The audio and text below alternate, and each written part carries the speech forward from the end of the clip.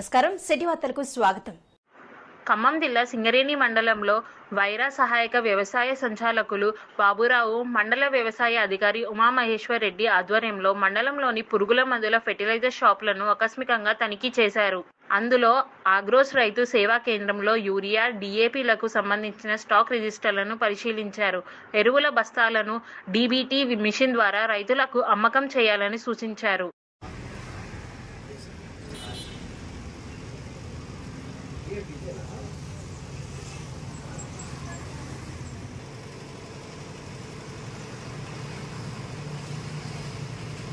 మీరు 10 టన్నుల యూరియా కట్టండి డబ్బులు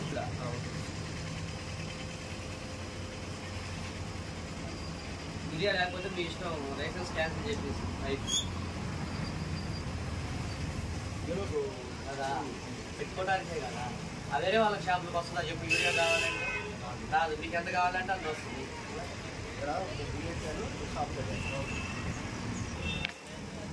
నేను సహా వ్యవసాయ సంచాలకులు వైరా అదేవిధంగా యువ గారు ఇద్దరం కలిసి కారపల్లిలో ఉన్న మాకు 5 షాపులు అలాట్మెంట్ రావడం జరిగింది ఇన్స్పెక్షన్ కోసం.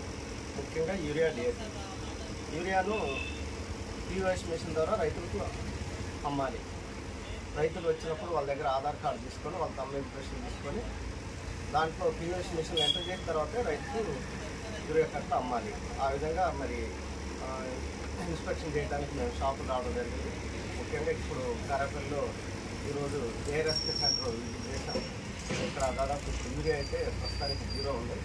వారికి మళ్ళా 10 టన్నుల వరకు ఇన్వెంటరీ కూడా పెట్టుకోమని చెప్పడం జరిగింది. DAP 255 కట్టలు ఉన్నాయి. కరెక్ట్గా స్టాక్ అంతా టాలీ అయింది.